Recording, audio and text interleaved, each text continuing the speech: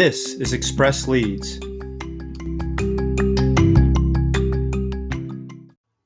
Hello, everyone. Welcome back to another episode of Express Leads. I'm your host, Paul Brady. And today we have Jon Younger joining us from Assisted Living Locators. And Jon has spent the past 5 years working with families and individuals to help them navigate the process of choosing the best assisted living environment that is appropriate for them. So welcome, Jon. Hey, Paul, thanks for having me today. Glad to have you. What you do sounds interesting, and I'd like to ask you to spend a few minutes just telling me about your business and how you got started. You know, what was your kind of your motivation, and just a little bit more about the business itself. Oh, sure, be happy to. Thanks again, Paul. Um, assisted living can be a daunting, emotional time frame when folks are considering moving out of their home for various reasons. Usually, they just don't want to stay home anymore, or it's just not safe for them to stay at home. And what I do is help people navigate that whole process of picking the right place, because the worst thing you can do is pick the wrong place, and then you're unhappy, and then you're not getting the services that you're expecting, and then it just becomes an issue of possibly moving again and again, Sure. which kind of leads me to the reason why I started this business. Is everybody in the health world has kind of their personal story, and my personal story was about 10 years ago. I had an aunt and uncle who needed to get into assisted living. They weren't safe to stay at home anymore. And I kind of watched this whole process go with their family trying to help them. But what ended up happening was they ended up moving 3 times in 3 years, because really nobody was educating the family, and nobody was educating the community, the facility, as to what type of person that my aunt and uncle were. So they kept choosing not the greatest of places. They weren't getting their needs met, their medical issues, their social issues. And I just felt watching this that there had to be some type of business where I could insert myself in the middle and be the liaison between a family and an assisted living, so that all the expectations are met. Because what happens is nobody really knows what to expect. Nobody really understands what assisted living can offer. And on the other side of things, the facility, the community, we call them communities because that's what they are. The community may not quite fully understand the type of resident who's coming in. So there's all these expectations that are not met because nobody asked the questions, because they didn't know what questions to ask. And that's okay, because in most cases, this is the very first time someone's even considering moving out of their home of 40, 50, 60 years into an Right. assisted living environment.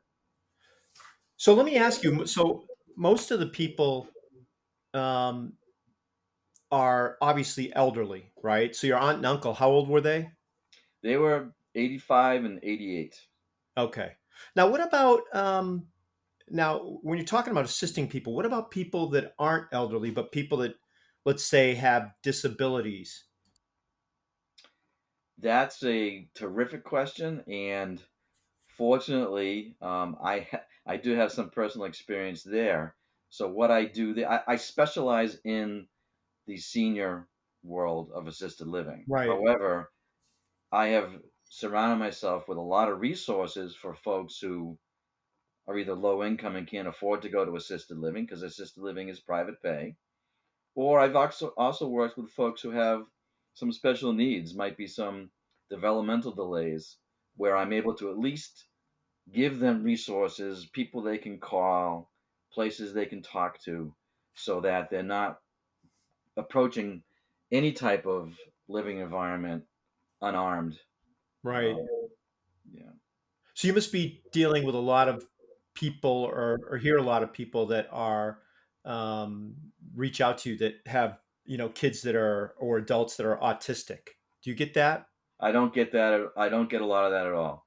That's interesting because that's the Yeah. highest, one of the highest disability populations that's Right. kind of been exploding. So, Right. No, okay. I've had a couple of calls like that. In fact, I have an autistic son, which is why I'm able to kind of help the families, direct them to different agencies and whatnot.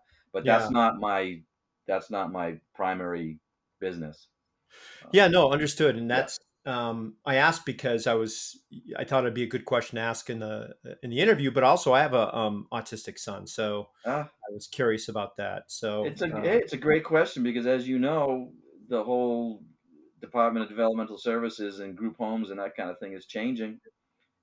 So I'm very fortunate to be able to help those folks as well when it comes to at least directing them into a specific resource. yeah, absolutely. Absolutely. So, so it's interesting. Actually, if you could just, I'm hearing my own voice a little bit. Could you just turn down your speaker a little bit on your end? Sure. Thanks. Appreciate that. So, and how long have you been doing? I'm sorry, I may have missed this, but how long have you been doing this business? When did you Just start? yep, just a little over 5 years. 5 years. And um, I've been asking this question a lot of people just because it's the new reality we're in. But um, what? How was the impact of the past year and a half due to COVID? Did it have a big impact on you? Oh, absolutely. Absolutely. I mean, the whole shutdown and in the world of assisted living and healthcare, I had, my first 4 or 5 months, nobody was calling. I wasn't, I just wasn't able to get clients because of the fear of moving into an assisted living and that health fear. But since then, since probably last July, things have been calming down. I think the real benefit that the assisted livings themselves, and therefore people who move in, they've really learned a lot about health, and Right, they learned a lot about sanitation and things that need to happen to keep their residents healthy and happy. So I think all of the assisted livings really stepped up their game to enable and help people feel secure about moving into an assisted living. So that there was certainly the negative effects, people sick, people not wanting to move, wanting to stay home. And right, my stance was when people were talking about that, I'd say, hey, if you're safe to stay home, then certainly stay home. And then we can reconnect in, 4, 5, 6 months and kind of look at the environment and see what's going on. And that's kind of what happened, 4, 5, 6 months after people started settling in, those folks would start to call and right, say, okay, what's it look like now? And I was able to allay a lot of their fears. Yeah, the biggest issue was the social isolation, oh yeah, because of people course, couldn't go visit. yeah. Uh, So, aside from COVID, what do you think some of the biggest challenges both you and your prospective clients face? I think the biggest challenge is lack of education. The biggest challenge is the perception that an assisted living is a nursing home. I Oh, think that's that is probably interesting the that biggest people think challenge. that. I'm sorry? That's interesting that people think that. Yeah, because that's the only experience that people have with going to an assisted living is they think of possibly their grandparents, or if they're older, their parents. The only choice was the nursing home, which is more like a hospital medical setting. Assisted living is very far from that. I mean, assisted living, you get, meals, great food, you get a private apartment. You're not sharing apartments unless you Right, choose to. I mean, you do have that option, if it comes down to financial reasons.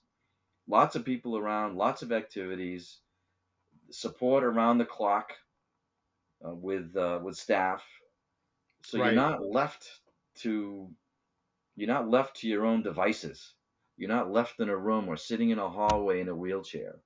You're engaged, and you thrive, and people thrive. It's really a great environment to be in. So that That's the biggest challenge, is educating folks as to what assisted living really has to offer. Yeah, no, no doubt. Now, what do you know, when someone does make that transition, how difficult is the transition for people to go? Because, like you said, we've all know people like this, right? I mean, my in-laws, were married for 50 something years, and that was a different situation. But I often thought about what a transition would be for them. And it's got to be hard leaving a house of, you know, you've been in your, 50, 60 years, a good majority of your life, moving into an assisted living situation. I mean, do you find that people have a hard time um, adjusting, or that they maybe regret that decision, or they think it's the best thing that ever happened to them? I mean, you must hear everything from A to Z. Yeah, yeah. Fortunately, most of the clients I work with are very happy to have made that transition. Right.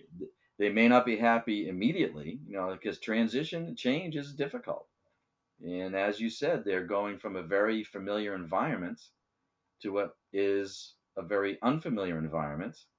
And it does take a few weeks to kind of get the flow of, geez, this is my new home and I can be independent and I can do what I want to do.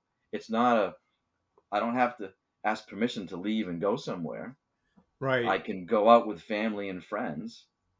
It's This like is having an just apartment, except you have people that are there to help you if you need help. exactly. And that's how, in Massachusetts, that's how assisted living works, is it works under the tenant landlord rules and regulations. It's, you pay a month to month rent, you sign a lease, Hmm. 30 days, 60 days notice to get out if you want to leave.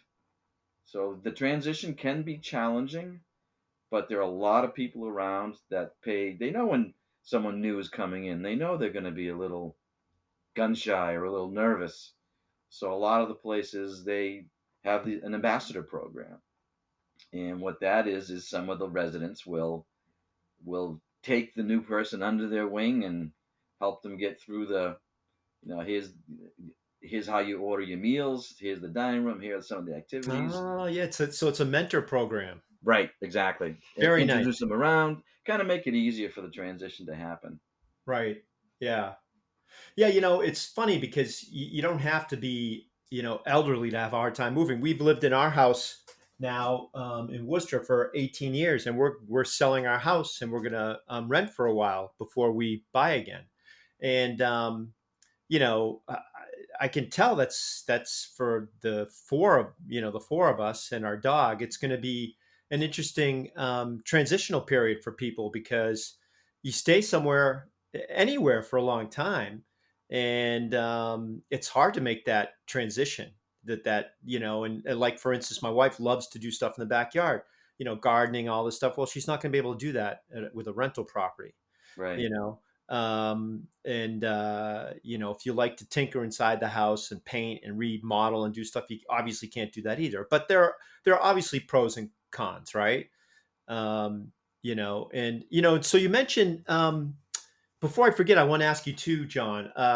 So I don't know what triggered this question in my mind, but so assisted living situations in Massachusetts, are they nonprofit, are they for profit, or is it a mixture? the majority of assisted livings are businesses, and they Hmm. are for profit. There are a handful of nonprofit assisted livings out there. So are the rent for the for profit, are the rental rates market rates? They are, yes, they are market rates, but it depends upon. So you've got the rental for the apartment, and that depends upon studio, one bedroom, two bedroom. Right. And then what happens is most folks go to assisted living because they might need some help with some of their activities of daily living. Things like reminders to take their medications, things like uh, helping to get dressed or having somebody stand by while they're in the bathroom showering. Right. Most people have some, most people have a need of that type who go to assisted living, and they just don't have somebody at home to help them with that. So that is sometimes, that's going to, may in most cases add a what they call levels of care, which will add on another monthly fee. Sure. Sure. So you can't compare market rate of your standard apartment that you would find at the Avalon or wherever these apartments might be Right. to the assisted living, because you're getting so much more with the assisted living than you would in your own home. Oh Your yeah, of own course. Yeah, That goes without saying. yeah. So what are your, it's funny because when I've seen more and more of this too, and I'm not sure it's really the same thing, but I just thought I'd throw it out there and see what your thoughts were, John. But so there's this new thing, and it's probably not that new. It's probably new because I noticed, but lately, but it seems over the past several years, I've seen more and more of these 50 plus communities. Right? They're not exactly assisted living because you're in your 50s, unless you have a health issue or something, in which case you could probably qualify for assisted living. So what is do you branch out into that realm at all for your business? Do you do anything like that, or is it strictly the assisted living? It's strictly assisted living. Okay. Yeah, because the 55 plus community is more of a real estate kind of model, real estate kind of business. Right. So where I see the need for the education and the guidance is in the world of assisted living. Gotcha. Yeah. Just curious about that because I know Yeah, that that's something that's out there as well. And when you say it's more of a real estate thing, it's funny you should say that because it definitely gave me the impression of being really packaged. You know what I mean? Just kind of slick marketing wise. So, right. um, but since I'm on the subject of marketing, let me ask you a few things to because part of what I like to do when I interview people, John, is to kind of give them a marketing, um, you know, I like to look at what they're doing and give them my opinion on their marketing efforts and see if I can provide some value there during the interview. So, um, one of the things we haven't talked about, but I'm sure there is someone out there that fits this mold is potential partners that benefit you, right? And I don't literally mean partners, but I just mean people that for like a realtor, a real estate lawyer is a good person to know and to connect with because they can exchange business. Do you have people that you go to like that all the time in your business? That's a great question, Paul. The challenge for what I do is people don't know that I exist. People don't know That's a that this, challenge. yeah, yeah. People don't know that this service is out there. A lot of people spend way too much time on the internet, and they get stuck in the black hole of the big internet companies that say they help with assisted living. Right. So but part of so that's the big challenge, to let people know that I exist and things that I do, things like things like this, Paul, interviews. I like to do talks at senior centers. I do a lot of I do my own interviews too. I have like a 5 minute interview program that I do on Zoom, and I'm interviewing people who are salespeople at assisted living, who do home care, who are elder law attorneys. So to kind of get back to what you originally asked, I do work with and try to find referral sources. So Right. people like case managers and social workers who work in hospitals and rehabs, elder law attorneys, trying to find people who, my focus client really is the 45 plus year old daughter of the senior, because they're the ones, not to berate our son, the men, our son, the sons. They're the daughters are usually the ones who are doing the heavy lifting when it comes to finding a place for mom and or dad. Right. Yeah, that makes total sense. So your demographic is essentially 45 to 65 plus daughters, Yeah. probably closer to the 45 of that range. And elder law, I was going to say, attorneys might be a good area for you. So elder law attorneys are good. Maybe estate law attorneys, unless you Yeah, consider that the estate and same elder thing. law attorneys are good referral partners. Yeah, and social workers, case managers, things like that. That all Yeah, makes sense. yeah, Um, yeah, yeah. And so one of the things that pops out in my head immediately when you say, whenever someone says people can't find me, now do you have a um, I know you're considered a service. I think you're considered service based, right? So when you meet with clients, um, as long as it's safe to, I know you've probably done a lot on Zoom like the rest of the universe, right? But right. during COVID, but during normal times, do you generally tend to meet someone at their business or at their house and talk and discuss something, or at a coffee shop or something like that? Absolutely. I prefer to meet face to face. I'm doing a little bit more of that now that, things are kind of opening up a bit. I prefer to meet face to face Hmm. because it's important for my clients to see that who I am and how I respond, and that they can rely on my information. We Right, go through a whole litany of questions that have to do with medical issues, geographically, where do you want to live, financially, because as I said earlier, this is a private pay. There are no Medicaid, Mass Health does not pay for assisted living. It's all private pay, out of pocket. right, The only thing you've got, if somebody has a long-term care insurance policy, that can help cover. There's also a veterans aid and attendance benefit that if you qualify for, that can help cover. So we right, go through the whole, and I want to understand, what did you do when you were young? What are you looking for? What's important to you? So that, there's 250 different assisted livings that I work with from Worcester East in Massachusetts. So I will only recommend two to three of those. And those two or three are really all about, I know all of them, I've met all of them, and I understand their features and benefits and what they have to offer.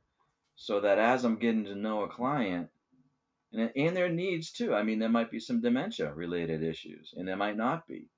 So I want to make sure that I'm guiding these folks to the best place possible, the most appropriate place possible, which is why we only settle on two or three, because going to more than that is just overwhelming and confusing. right. You bring up a good point that made me think of something. So if someone, because we're dealing with demographic that's older, right? And so it's possible someone could, lease, because like you said, it's a typical probably lease. Is it, well, let me ask you, is the lease period generally 12 months, or is it month over month, or how does that work? Well, it's a 12-month lease, but you pay month to month, and you Right. can give a notice to get out, so you're not committed to stay for a year if Oh, you you're don't want not. to. Okay. All No, right. you're not committed to a year. They usually pay, you sign the 12-month lease, but as with month-to-month leases in Massachusetts, if you happen to rent like that, with a 30 to 60-day notice, depending upon the reasons and depending upon the community they move to, with a 30, 60-day notice, you can leave. I didn't realize that. So is that true of any lease in Massachusetts? I thought that once you signed a lease, you're stuck for 12 months. I can only talk to the assisted livings. Right, right, right. Well, Yeah. that's great for assisted living, because when you mentioned dementia, it kind of popped in my head and said, what happens if someone moves in and 6 months into it, they are diagnosed with dementia? It's not safe for them to be in assisted living. They have to go to, unfortunately, like a more higher care environment, like a nursing home or something. So it Well, sounds like that's good. That's taken care of. I'm sure there right. are people there that would help them even do that. Actually, if Yes, they needed to. absolutely. There's thing people worry about. Well, what happens when I run out of money, or if I run out of money? Right, Usually you have an understanding 6 months before you run out of money that yes, indeed, something's going to happen, and that myself and or the community will help facilitate that next move, whether it's to a less expensive assisted living, or even within the same community, they have what they call shared apartments, which is private bedrooms, but you share the bathroom and the living area. And that can cut down on the monthly fees as well. Or if there's a right. If there's a medical issue, then you start possibly talking about going to long-term care. If that medical issue can't be taken care of at the assisted living, or the resident can't really afford to do that. Right. It's funny, I thought of listening to you talk about people saying one of the questions being, well, I don't know if I can afford this or not. What happens when I run out of money? And a lot of times people, and this is a possible lead for you, I'm not sure, but I was thinking financial advisors might not be a bad lead for you, like a bad potential partner, I mean. Yep. And the reason I say that is because, the biggest asset most people have in America is their house. So when someone sells a house they've been in for 30 or 40 years, it's going to be worth a lot more money than what they bought it for many, many years before that.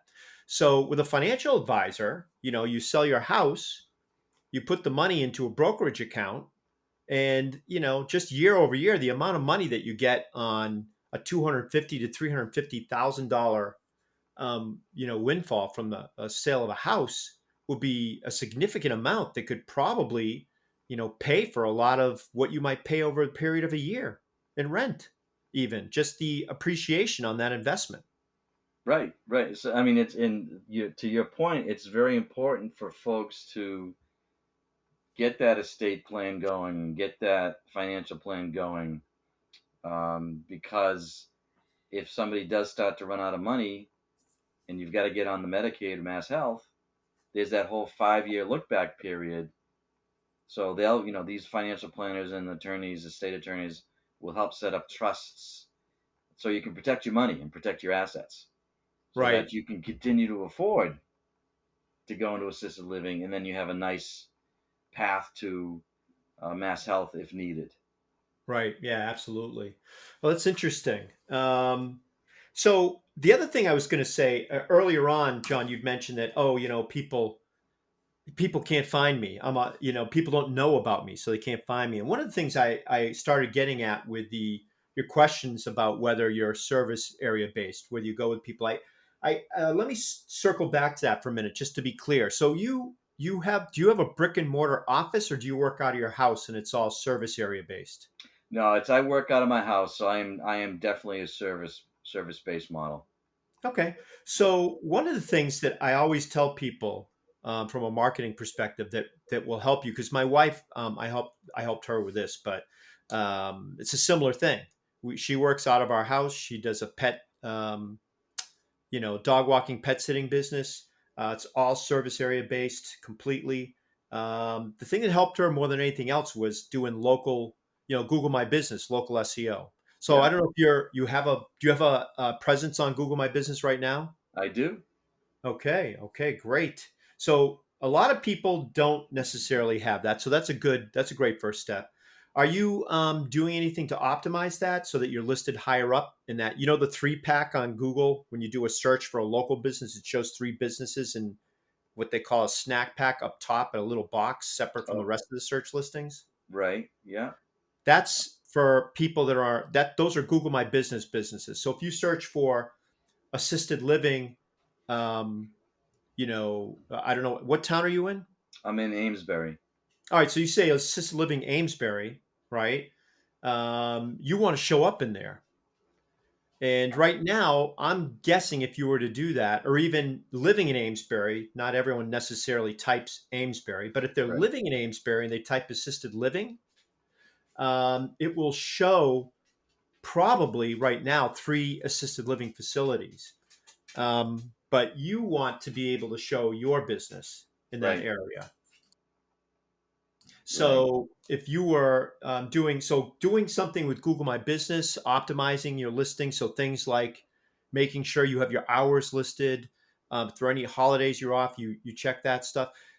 There's a whole bunch of stuff like photos, and photos can be of anything. They can be photos of you on the phone. I know that sometimes photos lend themselves better to some businesses than others, or at least people think, right? But you want photos. So if you have photos of you visiting, assisted living things, or meeting with people, and you have someone take your picture with them, or you're doing paperwork, it all sounds, like boring pictures, right? But But pictures are a good thing on Google My Business. So a lot of clients of mine sometimes will have no pictures. And so you can imagine how effective it is if you're a pet sitter or a dog walker and you have pictures of cats and dogs and cute animals and stuff like that. But I've done businesses where it's just pictures of an office building, pictures of them at their desk, pictures of them meeting with people, pictures of them at the phone, um, maybe pictures of them with clients, that kind of stuff.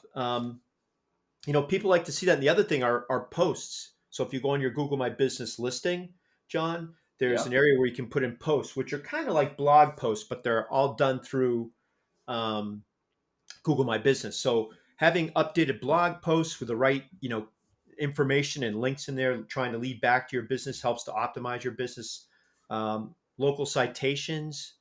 So things like, and by local citation, I mean things like they're basically directories uh, or very high domain authority social media sites. So Facebook, Twitter, YouTube, obviously, right? But then there's things like Foursquare, Yelp, Thumbtack, all sorts of stuff like that, where they're kind of directory based, right? Yeah. Super pages if they're still, I forget if they're still around or not, but that's the kind of stuff where you pick citations as well, because local Google My Business SEO is based on several factors. Some of them is relevance. So someone searching for pet sitter is never going to see you. Some of them is, location. So if someone's searching for assisted living in Boston, they might see you. I don't know how close Boston is to Amesbury. Let's say they're saying assisted living in Dallas, and they live in Dallas, Texas. They're never going to see you, Right. right? So some of it's relevance, some of it's location, and I'm sorry, relevance, location, and prominence. And prominence is stuff done by how optimized is your Google My Business profile. Do you have um, citations done? And also, if you have a website and you have your Google My Business and you have all these different directories where you're putting yourself on, your address has to be exactly the same. Your address and phone number. They call it your NAP listing, name, address, phone. Your NAP has to be the same everywhere. So, for instance, if you have something where you have an office and you say, "Oh, I'm in Suite 12," and it's spelled SUITE 12, but in another listing you put STE 12, well, Google will literally penalize you for that because Ah, it looks at them as two different addresses. So, stuff like that, you have to be, if you're good about that, and you're doing that kind of stuff and the kinds of backlinks you'll get from other sites as well that point back to you and your business also help with your SEO. So I'm on the phone all the time for my wife's business, and I always say, "How did you hear about Sally Wags, which is her business?" And she'll say, "Google." Google is probably 90 to 95% of the answers I get. yeah. So the difference, though, between Google and let's say the other thing someone might do in your position, which would be targeted paid pay per click, right? So paid advertising through Facebook ads or Google ads or other types of things.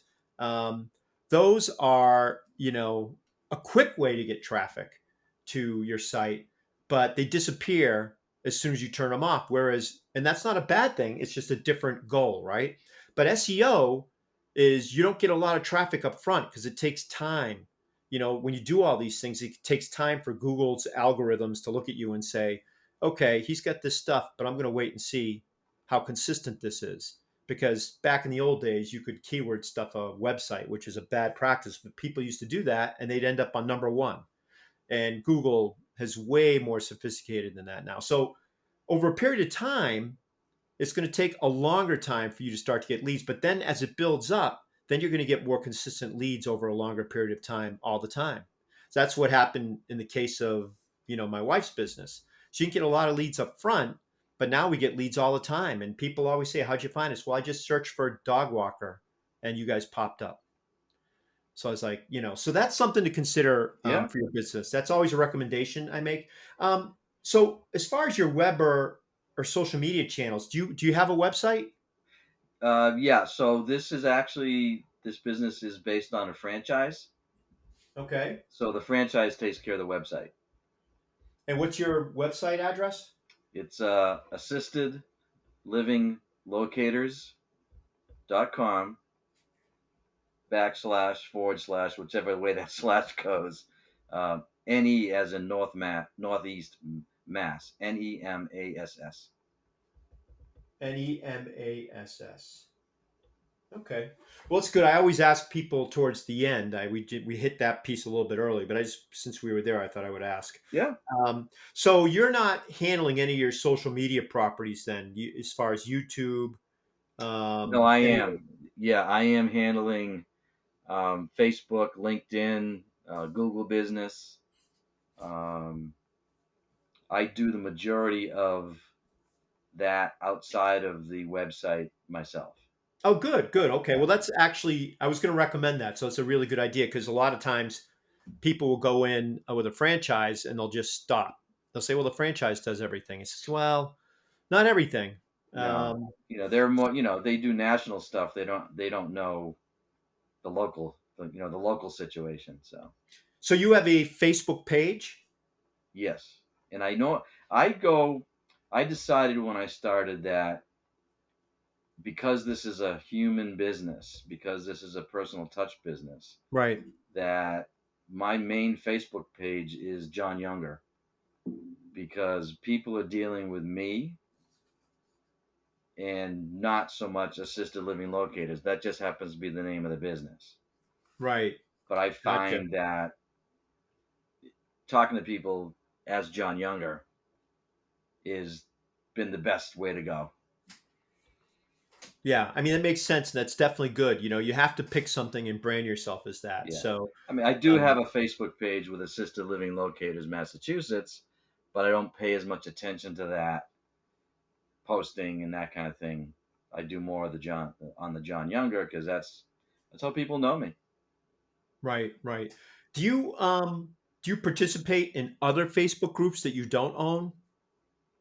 Yeah, there are other Facebook groups that I dabble in, usually having to do with elder care, senior services, healthcare services. Um, Probably could do a better job at it, but yes, there are there are other groups that I'm involved in. Okay. Yeah, I mean I always make that recommendation to people because a lot of times if you're in other groups, um, I suggest to people join as many Facebook groups as you can that are related to your niche. And Okay. you'll know over time whether they're useful or not. You may actually back out of a few if they're not. But it's always good to have them because then when you want to post something or you want to ask a question or you want to do things, you're already a member of them because a lot of them are private and they don't necessarily let you just join, Right. right? So you have to be accepted first. So once you've been accepted to a bunch, it's the kind of thing where you can sit in front of a cup of coffee or in the morning or afternoon and just go through and look at questions and answer questions about, basically provide value. Don't promote, don't market, don't sell, but provide value and answer questions to people. And so what ends up happening sometimes is that people will then say, you seem to know a lot about this. Can we talk more about this? And it's like, yeah, sure, I would love to. Yeah. Um, so it's totally helpful to do that. So I always recommend that. But and you said so let's go through some of your social media properties. Do you have YouTube? I have a YouTube channel, and I mainly have it to do those videos I was telling, those video interviews. That's Okay. primarily what I use that for. Now, when you say video interviews, you mean with clients that are they intake interviews? No, no, these would be done on Zoom, and they Okay. would be interviews with different assisted livings, different healthcare providers that are servicing the senior industry. It's kind of it kind of got was born out of the Zoom world when you spend a lot of time on Zoom networking, Right. but you don't have a lot of time as an individual to tell the people that are on the group what you do. So I Oh, wanted to right. give people an opportunity to spend literally 4, 5, 6 minutes telling everybody what they do. Right. Um, so So that what was it really the purpose of the YouTube, was to be able to publish that. Okay. And I know you're on Facebook. You have Facebook page.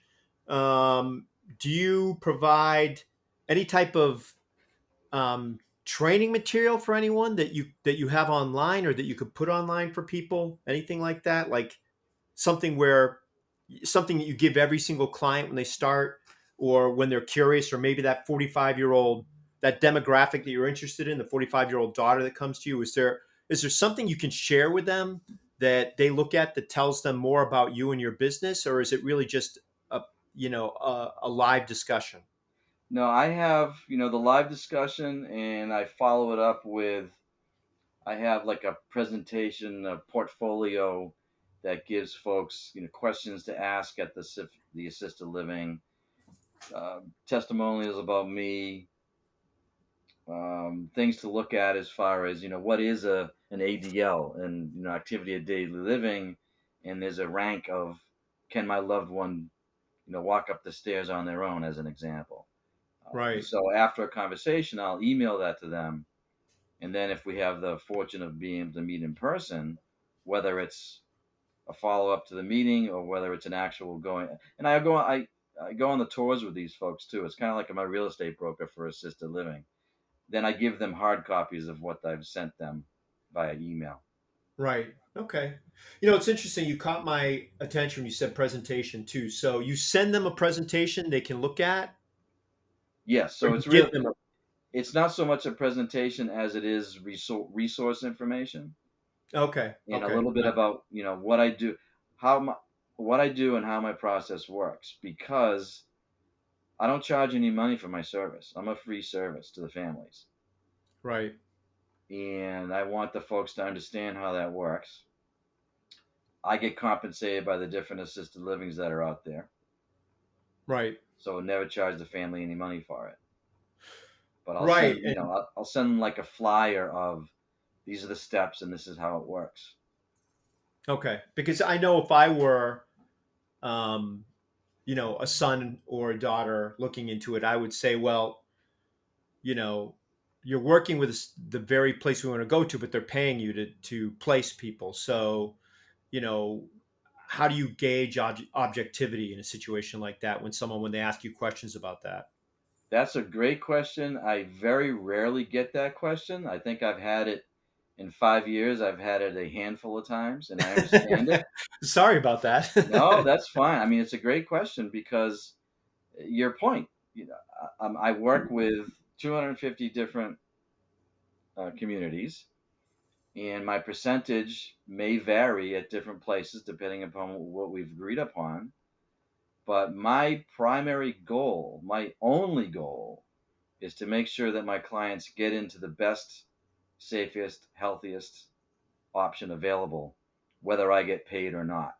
Right, of And course, of I course. do a ton of free work. And that free work can be a result of maybe the family's lower income and can't afford to go to traditional assisted living. I'll help them with finding a place that might have a subsidy program or might be a lower income program. Where the Right, lower income places, they do exist, but they don't compensate me because they can't really afford to. I've done a lot of tremendous amount of free work. When people contact the places on their own before they find me, then I don't get compensated because my name needs to be linked to that person in the very beginning.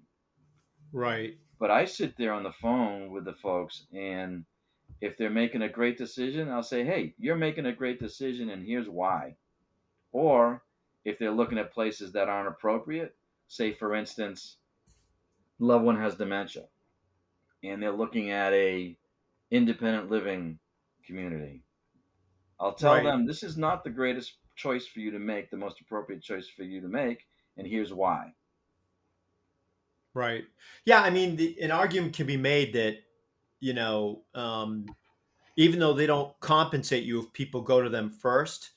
At the same time, assisted living communities aren't just going to want to work with someone that just does a shoddy job or just is looking to pump as many leads as they can to get paid. So the amount, from what I'm hearing you say, the amount of free work that you do, that extra legwork you do, makes you more valuable to those assisted living communities because you're really doing the legwork to match up someone that is a good fit for that particular facility. And also, at the same time, you're looking out for the best interests of the people that are, seeking that placement. Exactly. It's all about matching the right person to the right place at the right time.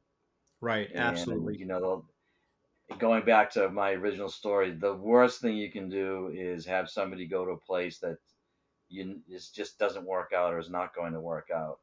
Right. Yeah, absolutely. Because that no one's happy, and what happens is they get there, they're not happy. They become kind of um, a squeaky wheel at that place, which makes them, the assisted living facility then is probably unhappy with you at some point when, if like, based on what I was saying before, for Right. someone that doesn't have, the amount of work you put into it, cut corners and do other things, that could be a problem. And so when you do all the things that you do to make it a good match, everyone's happy. Yep. Now, the Oh, I last love thing it. in the world I want to do is waste anybody's time. I don't want to waste my family's time. I don't want to waste the community's time, and I don't want to waste my time. So if you were, on the phone right now with your top demographic, a 45-year-old, daughter of someone that's looking, and they're kind of scoping it out for their mom or both their parents, their mom and their dad. What's the first thing that you ask them? The first thing I ask them is to tell me all about their parents. Okay. What is driving the thought process of looking at assisted living? Is it they're selling their home? Is it they're not safe at home? Is it they have it's a three-story condo and they're both or one's in a wheelchair and they just can't get up and down the stairs anymore? Right. So it's really all about what is the driving reason for the phone call. Okay. On that, along those lines, what do you think? Um, the most popular questions, like the top three questions you hear from every client or potential client. Most people who call me don't know what assisted living is, so I run through like a 10,000-foot view of what is assisted living, as we talked about earlier, Right. and then it's all the statement. The normal common statement is, "Well, my mother doesn't want to move to a nursing home," and that's when we talk about the differences between why you would go to assisted living, why you would go to a nursing home, and of course, then there's cost. Now, how do I pay for this? Most people are pretty shocked when it comes to what does assisted living cost, because it's not a $2,500 a month rental. It's usually twice that. Right. Um, and it's all about geography, location as well. Most families want them to be where they're accessible. Right. Yeah, that's when I think of those numbers. That's when I think about, it's so important to have, the elder, like those connections that you have, the elder law attorney and the financial advisor, because, you get that stuff, you get that investment from the sale of a home into a brokerage account, and, you could be making, 70, 60 to $100,000, depending on how much their house sold for, probably more than that, um, a year or something through an investment, Right. that's no chump change. And instead of drawing down what you have, and no one would do that. I think everyone would probably do the right thing, right? But no one's just going to put the money in some sort of a, you know, non-managed CD or something that they can't easily get to, or something that isn't being carefully managed, to where you're getting it, somewhere between 5 and 10%, return back, right? Right. So that's yeah, all those connections. That's where, you know, and I don't know if people make this come to you, but it seems to me as someone that's not as familiar with your industry, that it's those connections that you have that are equally important, right? Oh, absolutely, absolutely. Because I'm sitting at a table with a family, and they're asking all these questions, and I don't do home care. I'm not a lawyer. And I don't want to have to stop the conversation and say, sorry, I can't help you. Right. So I'm able to help families with all aspects of what they may need to do. Yeah. Helping them with finding a broker to sell the home if that's something they do. Helping them, find an estate attorney, a law financial person. If they want to stay home, helping them find a good, reputable home care company. So two quick questions. One is along the same lines of what we're talking about here. Have you ever had or thought about or possibly done in the past a webinar or a seminar where you pull together, yourself? It's like a group seminar. You pull together yourself, an elder law attorney, a financial advisor, um, maybe social worker or case manager, any of those things, anywhere where people are answering questions that are you know tangentially related to what you do, but you're not an expert in it, right? So they can ask you questions, but then they have all these other people. Have you ever done a seminar or webinar like that? And Yes, just I usually, I'm the invitee. I'm the one who gets called and asked to join a panel of, the most popular one is at a senior center, downsizing panel, which right. will consist of a real estate agent, a move manager, maybe a financial or LR attorney, and then myself. So yeah, I've done that as a participant. Yeah. That's a great way to get leads. It's a Yeah. really great way to get leads because you can even turn that into an evergreen webinar, right? If it's recorded, and I don't know if people do that or if you participate, if they're willing to give you a copy of the recording, you could turn around and put that on online and as part of a webinar funnel and have people sign in by or register by giving you their email to attend the recorded webinar, and then you show them the webinar. So it's like an hour and a half long. You could do that, all day long, all year long, and or even take people who are uh, people that you talk to that are interested, saying, if you're interested, we also have a 45 or however long it is, 90-minute webinar, and where we go through a lot of questions, and there's an attorney and all these other people there, and so forth. And that's the kind of thing where you get people on your mailing list. And I haven't asked you yet, actually, but do you have a mail list? I have a business partner that takes care of that newsletter that we send out a newsletter once a month. Hmm. So she takes care of that. So yes, the short answer is yes. We have an email list. Do you know how big your email list is? I think it's approaching 900. Okay. Okay. Yeah, that's good. I mean, there are other ways you can do that as well. Just by, like I said, giving access to a webinar, a pre-recorded webinar, giving access to an ebook where you're answering. That's kind of why I was asking you what you think the top questions are that you get asked the most by prospective clients. So you turn around and you take that information and you turn it into an ebook, and then you do pay-per-click advertising through Google or Facebook. And when people come to a landing page you have set up, you say, "Hey, look, give me your email, and we'll send you this ebook immediately, free." And that's another way to build up your mailing list as well, without necessarily having to do a newsletter. Like some people, um, newsletters are not their big thing. Right, right. They don't like them. They don't want to see them. Like I get one from my financial advisor, and I hope he's not listening. But I don't generally look at them very often. I mean, I'll kind of glance at it just to see if there's anything major going on. But it's a lot of information. It's out of my pay grade. I'm not super interested in it. I'd rather receive targeted email with more value, right?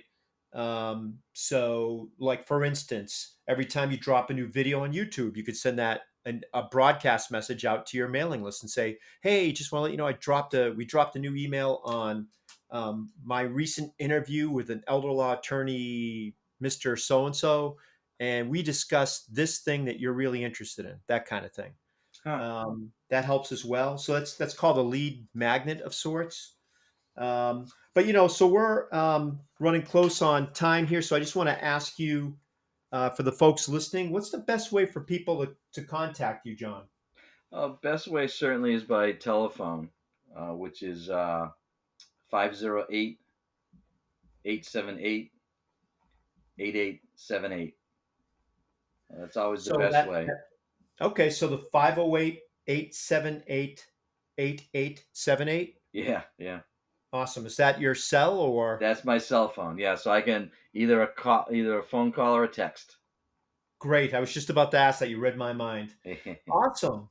Well, listen, I have enjoyed learning much more about assisted living, and it's funny, I'm probably one of those people that falls into that category, but I had no idea there was an assisted living locator Yeah, as a business. So, but it kind of makes sense when you think about it, because when you go into the healthcare side of things and you're working with a small business, you can go through.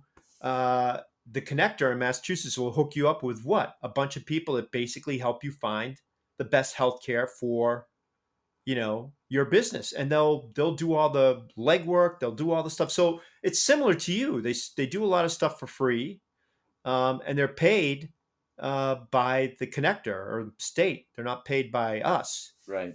so it's interesting. But Yeah, well, hopefully more people will know now, John. that's great. I appreciate the opportunity, Paul. Yeah, yeah, absolutely. Had a great time talking with you, and I will let you know when the show's out there live. That'd be terrific. Thank you so All right, much. all right. Hey, thanks. Have a great day. You as well.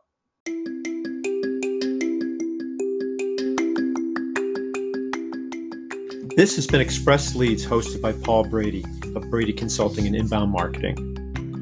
If you have questions or comments, please feel free to leave us a voice message by visiting anchor.fm/expressleads. Thank you.